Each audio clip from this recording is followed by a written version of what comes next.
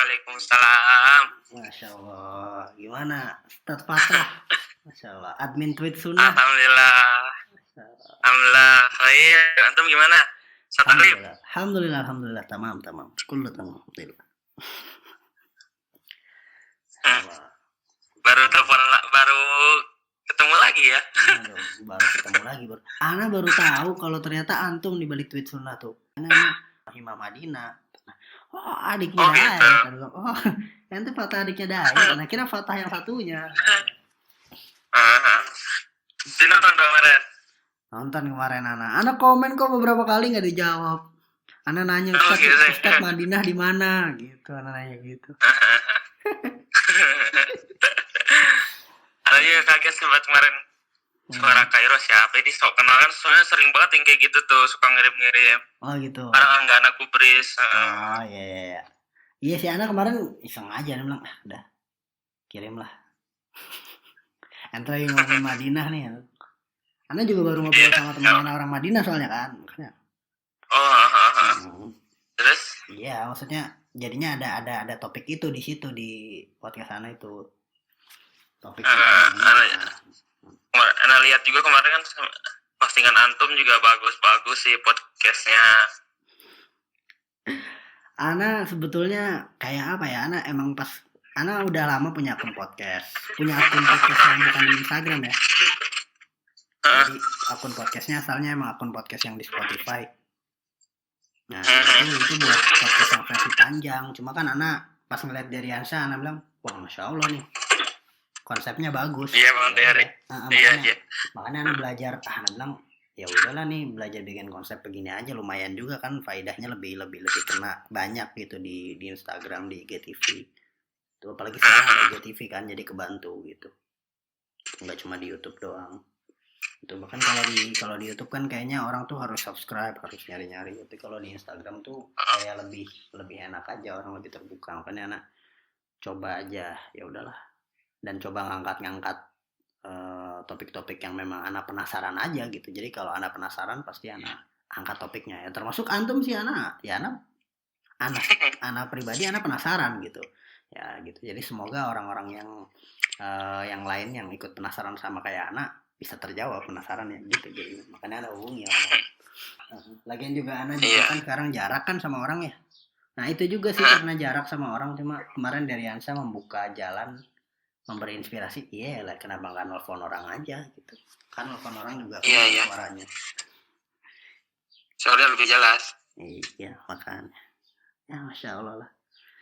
Supaya semoga faedahnya terus bisa berbagi faedah untuk banyak orang.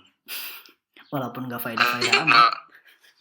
Iya. Kalau Ana mah. Karena juga kenal Bang Dery aja baru puasa kemarin sih sebenarnya.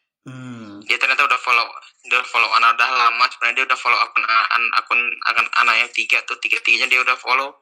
Oh gitu. Ana nggak tahu, baru Ana follow back terus DM. Terus minta nomornya, akhirnya kenal gitu. Oh gitu, Masya Allah. Oh itu juga nge-repost tuh emang bener-bener ente minta dari WA ya berarti ya, audio videonya. Iya, Ana repost punya dia, kayak gitu. Iya, repost tuh mintanya berarti dari chat pribadi gitu ke WA berarti. Enggak sih, repost kan bebas. Repost aja. Oh gitu. Ya terus juga beliau dekat dengan admin yang lain gitu kan, kita masukin ke grup. Kita juga ada grup admin dakwah. Oh gitu, ada grup admin dakwah. Masya Allah. Admin dakwah seluruh Indonesia. Oh itu tuh ada grup admin dakwah seluruh Indonesia ya? Ada. Masya Allah. Tapi nggak semua akun dakwah sih. Iya maksudnya. Kadang akun dakwah yang suka tahdir ustadz nggak ada. Kita mah benar-benar di situ tuh ada kru ustadz, kru kajian, ada di situ KRJ mengaji, teman-teman dari Makassar, gitu. Yang supir biasa antar jemput ustadz kalau ada kajian ke bandara gitu, supir. Kayak gitu. Krunya aja sih. Oh iya. Krunya. Iya. Bagian editing kantor, ya kan mereka tuh kan jago tuh editing kayak gitu. Jadi mereka bisa buat akun dakwah gitu, bikin kayak gitu. Edit video, poster, Iya. Jadi mereka followernya banyak, jadi dijadiin ladang dakwah lah seperti itu. Iya, Masya Allah ya. Nah iya, tapi anak mau nanya nih sama ente nih, anak kaget sebetulnya tuh apa admin tweet sunnahnya ente gitu. Bikin tweet sunnah tuh, awal mula terbentuknya tweet sunnah dan tweet-tweet yang lainnya ya. Ente punya 3 akun ya katanya. Karena punya 3 akun, tweet sunnah itu yang pertama, terus yang kedua tuh tweet kisah, terus yang baru tahun 2019 tuh tweet sunnah official. Itu beda ya tweet sunnah official sama tweet sunnah ya? Ya sama aja, cuman kontennya beda. Kontennya beda. Kalau tweet sunnah official tuh khusus video aja, video kajian, pakai template-nya berbeda, template khusus gitu, biar menarik gitu, postingannya biar lebih rapi gitu kan. Kalau tweet sunnah yang official itu. Kalau tweet sunnah yang awal, memang tweet sunnah yang awal yang pokoknya random. Random itu. Repost gitu ya. Ya, repost doang dari nol gitu. Ya awal mulanya sih ketika lulus pengabdian 2015 ngajar, 2016 ngajar, terus 2017 kan baru buat ketika awal masuk kuliah. 2017 anak buat. Antum kuliah di mana? Di Cilengsi. Di Cilengsi. Kuliah bagus. Oh ya, toib. Oke, fair. Nah, kita itu kan 2017 awalnya kan anak emang sama orang tua sih tertekan ya, ketika tertekan masalah ekonomi ya.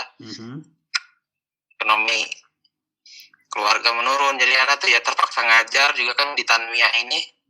Terus sambil nyari sampingan, sambil malah disuruh kuliah, terus kan apalagi kan pengajar tuh kan kurang gitu kan ya. Iya.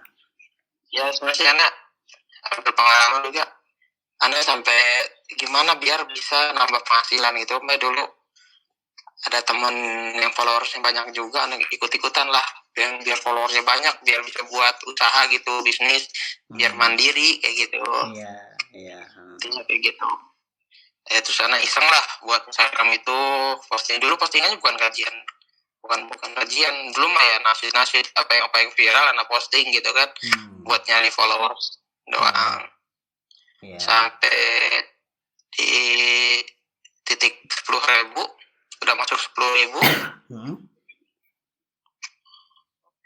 Nah sebenarnya di 5.000 6.000 lah, udah mulai naik kan, posting video udah viral lah, akun anak tuh udah viral di kalayak orang ya. Udah terkenal udah terkenal, viewsnya udah banyak, ribuan, puluhan ribu, belasan ribu, follower naik, tiba-tiba tuh sehari 1.000 sampai 10.000 tuh, belasan ribu baru anak pakai ganti kajian. Gitu. Nah pas kajian kan ya otomatis kan ya, orang juga kan kesel ya, atau banyak yang setuju gitu kan ya. Ada yang bilang Wahabilah, adminnya ya, kodrun lah, orang-orang mereka yang benci dakwah salaf gitu kan, dakwah sunnah. Ya karena mah ya emang awal-awal ketika diserang netizen emang karena belum punya pengalaman gitu ya, baru pertama kali dihina-hina gitu ya, kita emang awalnya ngedown gitu kan, nggak ada yang mendukung gitu kan ya. Akhirnya ya biarin lah, anak bilang posting terus. Nah repost dari Roja, repost Ustaz Muhammad Ustaz Nuzul kayak gitu, posting. Alhamdulillah yang nontonnya banyak, sampai belasan ribu, hampir mentok 100.000 gitu itu. Padahal followers masih 15.000, 12.000. Nah di situ followers naik, like-nya juga banyak. Berarti di situ husnuzan lah anak. Husnuzan berarti banyak nih yang pro sama admin gitu, pro sama anak. Kayak gitu. Ya dulu namanya tuh tweet Quran nih namanya. Dulu masih tweet Quran. Iya. Sebelum masuk ke tweet sunnah anak rubah. Nah dari situ baru deh anak ganti ke tweet sunnah namanya. Di situ mulai deh banyak yang follow lagi, ikhwan kita, akhwat yang masih belajar gitu kan, masih muda, follow. Ya di situ kan kenal lah, mulai banyak teman di situ kan. apa ya, mereka pada pro gitu kan. Jadi kok udah masuk 30.000, 40.000 tuh tahun 2018 kan drastis naiknya tuh dari awal 2018 sampai 2018 akhir tuh mulai naik tuh. Nah di situ udah mulai senang lah, banyak temen, ada yang nyeletuk sedikit di komentar, langsung dibantu lah sama teman-teman yang lain. Ada yang nyeletuk Wahabi, udah langsung diserang lagi sama ikhwan-ikhwan kita. Ngebantu komen lah. Nggak kayak awal-awal lo diserang, udah serang habis-habisan. Oh gitu, Masya Allah ya. Alhamdulillah ya seperti itu lah. Nah, sekarang followers udah berapa? 90.000 ya? 90 baru ya 15 menit yang lalu lah sebelum nelpon itu followersnya baru masuk 90.000 10 orang lah. Masya Allah, 90.000 10 orang, Masya Allah. Ya berarti kan ya cukup besar dan cukup jadi, maksudnya manfaat yang ingin antum sampaikan berarti setidaknya tersampaikan ke followers antum yang jumlahnya sekitar 90.000 atau bahkan bisa lebih ya kan, bisa lebih ke orang-orang lain yang kadang kan views di atas followers kan. Kalau enggak, maksudnya setidaknya di luar followers bisa aja tetap ngelihat dan ngelihat konten kita dan dapat manfaat gitu dari konten yang kita bagikan. Nah, apa motivasi terbesarnya nih? Motivasi anak. Nah, motivasi anak ketika itu kan anak postingnya masing-masing yang viral, mungkin itu nggak bermanfaat lah bagi anak itu ya. Ketika itu akhirnya anak berpikir ya udahlah gitu kan, anak ganti ke postingan kajian, anak follow akun ibarat mungkin itu akun dakwah yang sebelum anak udah ada duluan dia, mungkin anak follow dia, anak repost gitu aja, repost karena emang anak takut gitu kan, apa ya, punya Instagram tapi nggak bermanfaat buat orang lain gitu, postingnya seperti orang-orang zaman sekarang posting fotonya sendiri, posting foto dia sendiri lagi jalan-jalan atau lagi selfie, atau itu kan mungkin ya itu bukan berarti kita nggak boleh, tapi kan itu kan nggak ada manfaatnya begitu kan. Ya anak iseng-iseng lah di situ posting kajian aja lah, anak bilang kayak gitu kan, dalam arti anak posting kajian aja gitu. Jadi motivasinya ya pengen manfaat aja lah. Manfaat aja buat orang. Ya, intinya kan juga manfaat yang rasain juga kan bisa dimanfaatin buat usaha juga atau bisnis yang lain gitu kan, biar lebih mandiri gitu kan. Alhamdulillah semenjak punya Instagram lah jadi lebih mandiri lah gitu. Terus antum juga jadi bisa buka donasi juga ya? Bisa buka donasi juga kemarin. Iya, buka donasi juga. Iya, bisa bantu donasi buat orang lain juga. Ya, donasi masjid juga yang di daerah antum ya? Ada ya kemarin? Iya, ada. Iya, berarti maksudnya dari satu kebaikan terus ternyata buka pintu kebaikan yang lain ya? Iya. Iya, Masya Allah. Dan antum sangka nggak kebaikan itu bisa sampai sejauh itu? Sampai bisa ngebantu sampai sejauh apa, ada donasi masjid, kemarin donasi takjil juga ya? Ya gimana ya, anak ya alhamdulillah jalannya aja lah. Ya emang mungkin ya inilah nikmatnya gitu, bersyukurlah bisa bantu orang lain gitu. Alhamdulillah. Ya, kalau masalah hidayah berapa orang yang udah mengenal sunnah dia lewat Instagram mana, walau berapa orang nggak tahu lah. Yang penting mana udah menyampaikan. Emang banyak sih followers anak tuh rata-rata anak-anak sekolahan. Yang biasa ngechat itu anak sekolahan, anak SMP, ikhwan akhwat tuh mungkin anak-anak kuliah. Anak misalnya sekarang umur 23 nih. Sekarang rata-rata mereka tuh umur 19, kelas 3 SMP. Pernah anak ketemu juga di Blok M COD-an ya, maksudnya ketemuan. Ya, mungkin kalau kata artis meet and greet gitu lah kata mereka ya. Ya ketemu lah, main, pengen tahu mukaan, pengen tahu lah mereka gitu sama admin gimana. Ketemu lah di Blok M tuh rata-rata mereka ya masih semester 3, umuran 20, umuran 19 tahun, ada yang umur 15 ya. Mereka ada yang baru hijrah sendiri di keluarganya gitu kan.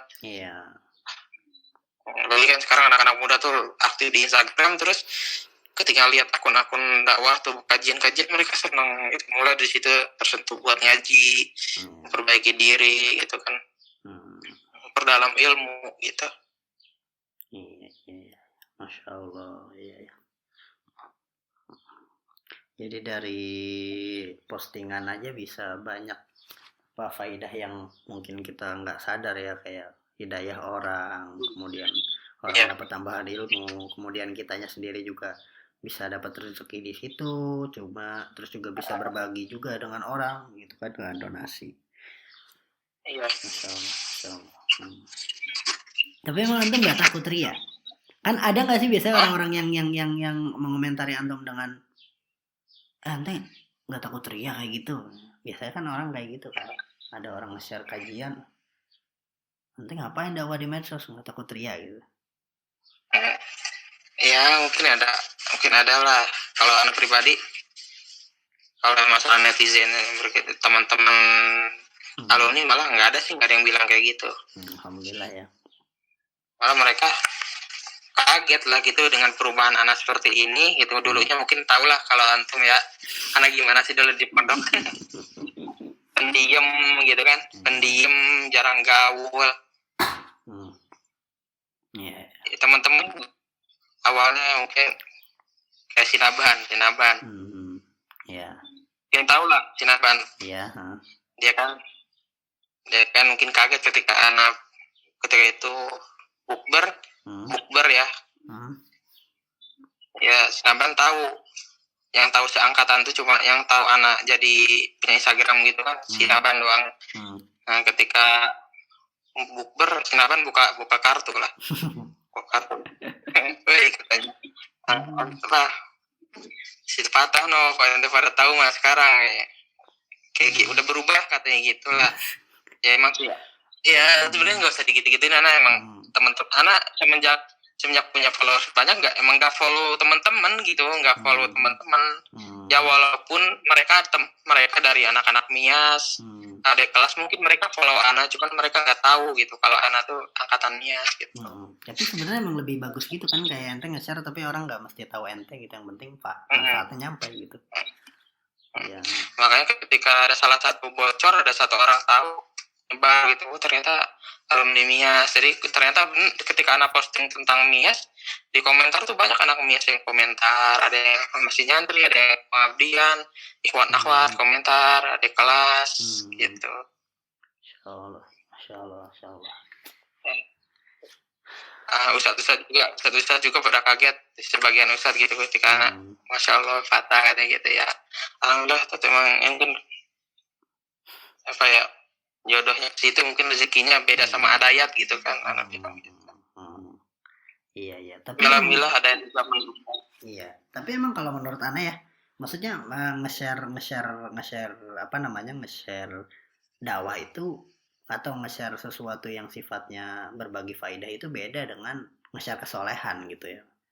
Nah, kalau kalau nge-share kesolehan itu mungkin bisa dibilang dikhawatirkan orang terjatuh kepada ria gitu, kayak misalnya mungkin mau ke masjid selfie, lagi taraweh selfie, lagi tawaf misalnya di depan Ka'bah foto gitu. Walaupun itu juga apa namanya, kita nggak menghukumi itu ria, tapi akan dikhawatirkan gitu, orang itu terjatuh ria. Iya. Tapi kalau nge-share-nya faidah, nge-share-nya apa namanya, sesuatu yang memang manfaat, atau nge-share sesuatu yang memang sifatnya dakwah, kalau menurut Ana itu ya emang tidak usah takut atau tidak usah terganggu dengan orang yang apa namanya membayang-bayangi entar ria gitu. Nah, karena kan banyak juga orang yang menahan dirinya untuk tidak seperti itu karena takut ria. Padahal itu kan salah. Justru kadang ketika kita takut ria, ya disitulah ria itu tumbuh. Gitu. Ya Allah alam lah, tapi mabruk ente, semoga manfaat terus akunnya dan dakwahnya.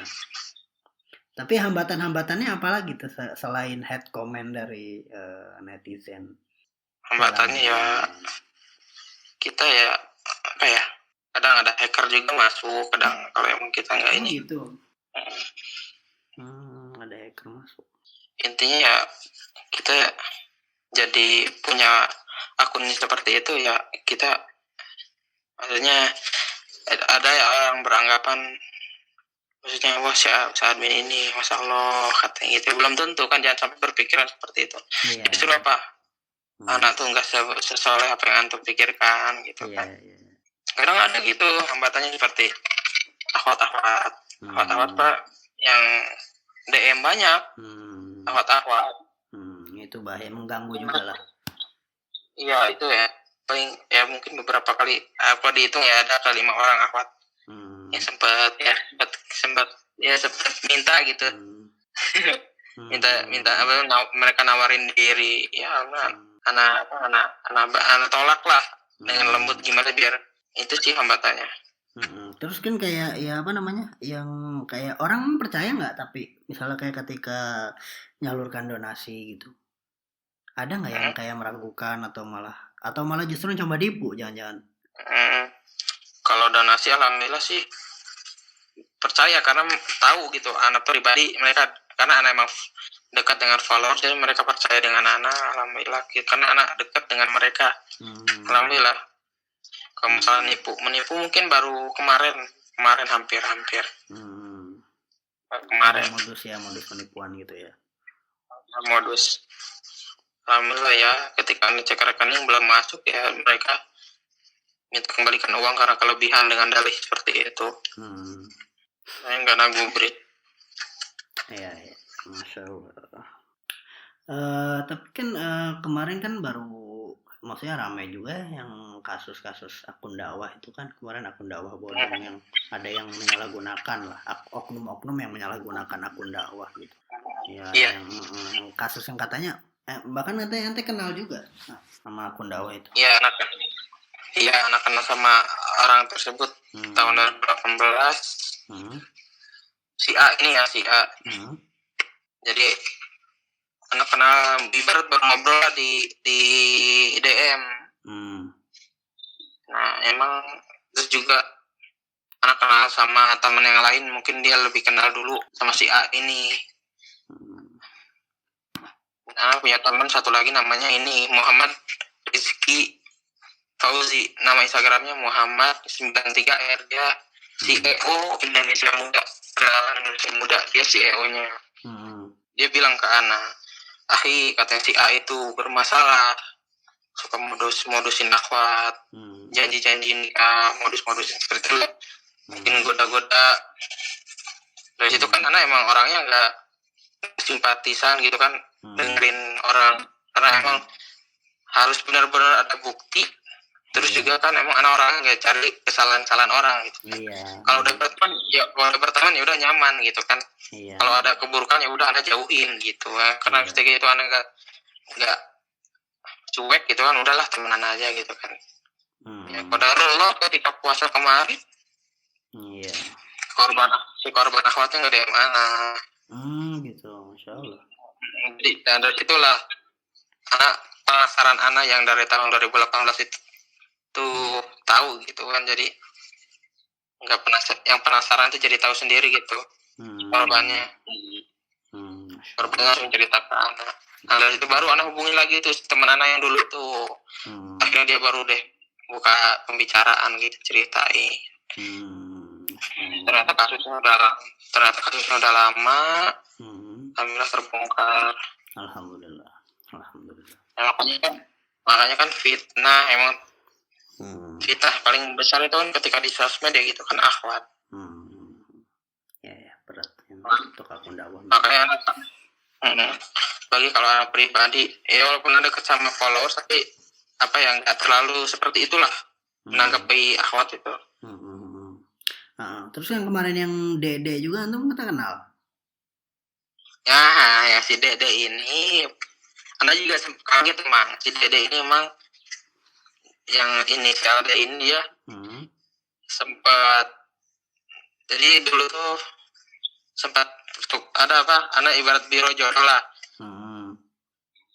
Ada seorang akhwat gitu kan, di atasnya umurnya di atas anak, dia nyari ini calon gitu kan. Akhirnya si D ini dia nawarin tuh, dia pengen tukeran lah CV-nya. Kodarullah si D ini nggak mau sama si akhwatnya, nggak jadilah, mungkin nggak cocok atau apa kali ya.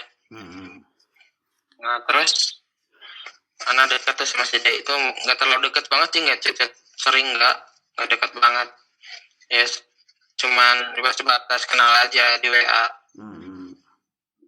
Karena nggak tahu kalau dia tuh udah nikah beberapa kali gitu. Ngaku-ngaku jadi murid Ustadz Syafiq lah, kuliah di SDI lah. Terakhir chat sama si D itu dia nawarin diri, ini nawarkan barangnya buat dijualin sama anak. Oh gitu, ente sampai sedekat itu, masa sampai sekenal itu untuk bisa sampai jualin barang dia? Alhamdulillah lakunya cuma satu doang. Barangnya laku satu, tapi sampai ke pembeli anak. Kalau pelanggan ya alhamdulillah. Nah di statusnya dia ada pengiriman ke Palu katanya, sampai kiriman besar lah. Kiriman besar. Ternyata yang ke Palu itu nggak dikirim sama dia, yang dikirim punya anak doang. Emang sini takut lah sama anak, maksudnya segan kali mana, gak menipu kali ya sama anak.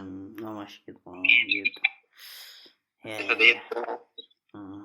Terbongkarlah kemarin ketika puasa ya.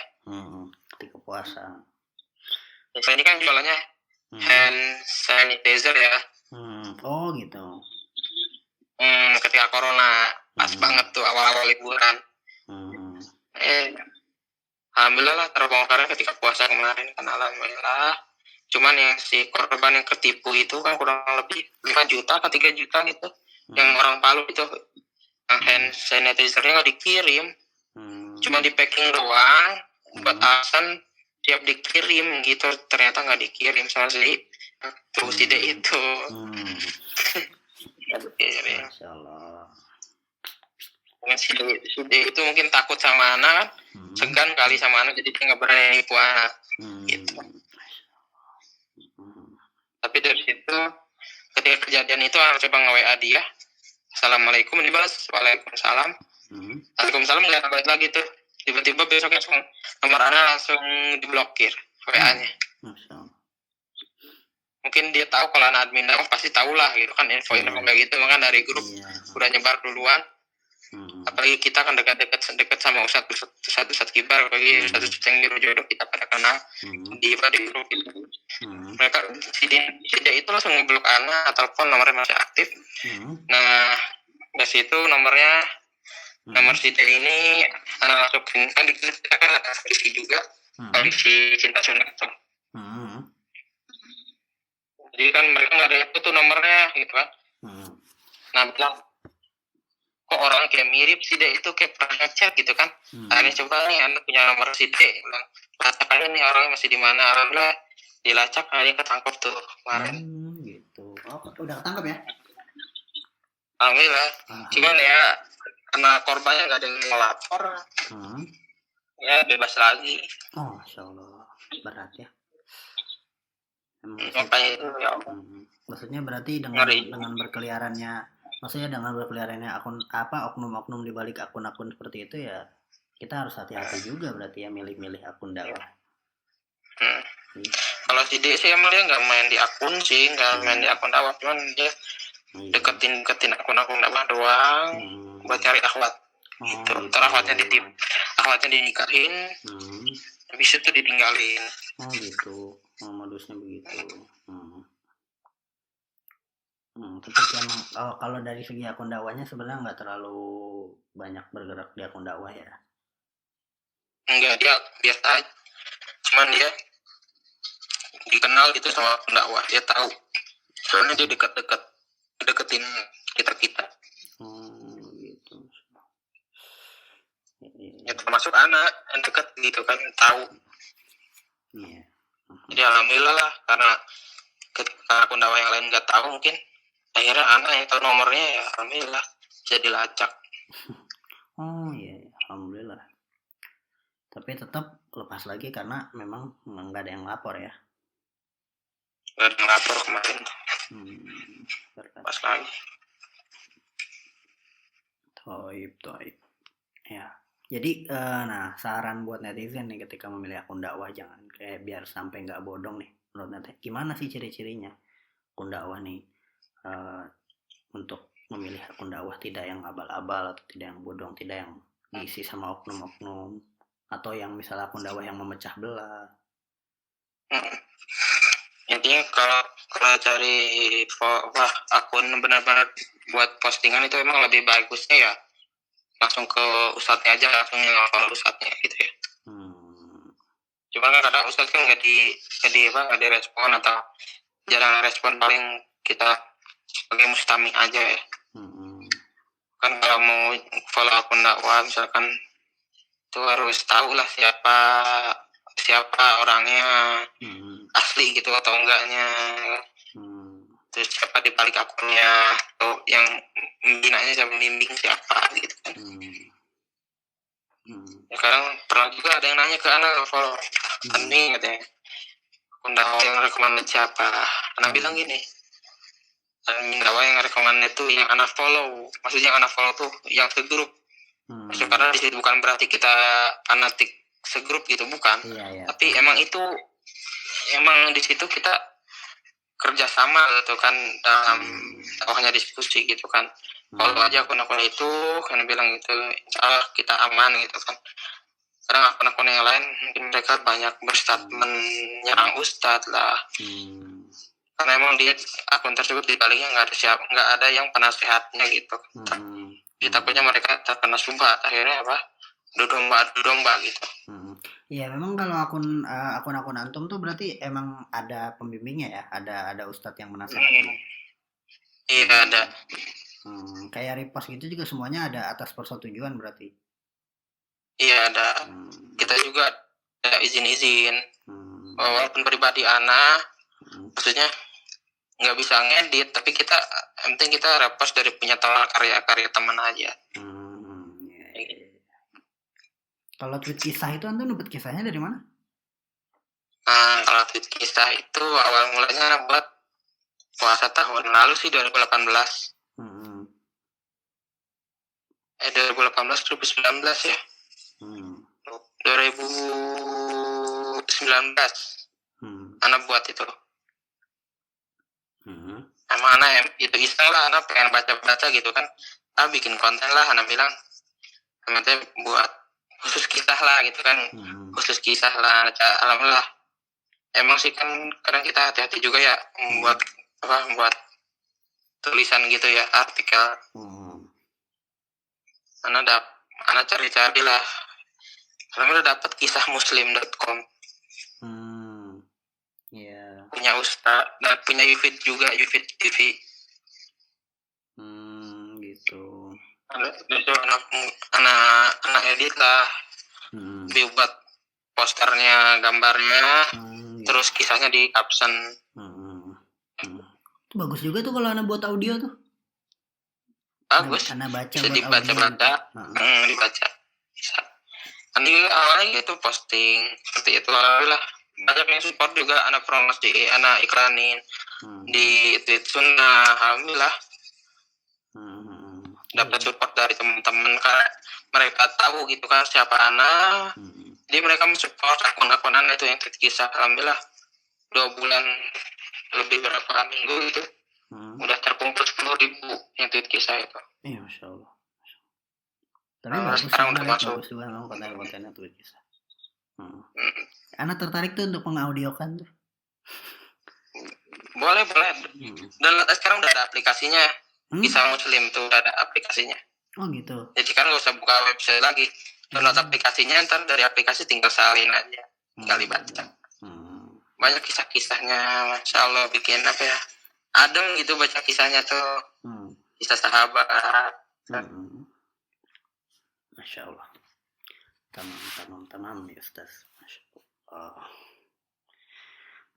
Ya, baiklah. Ya, berarti ada pesan terakhir nggak ini untuk para ikhwah, para netizen untuk bagaimana bisa mendulang pahala sebanyak-banyaknya dari media sosial yang kita punya?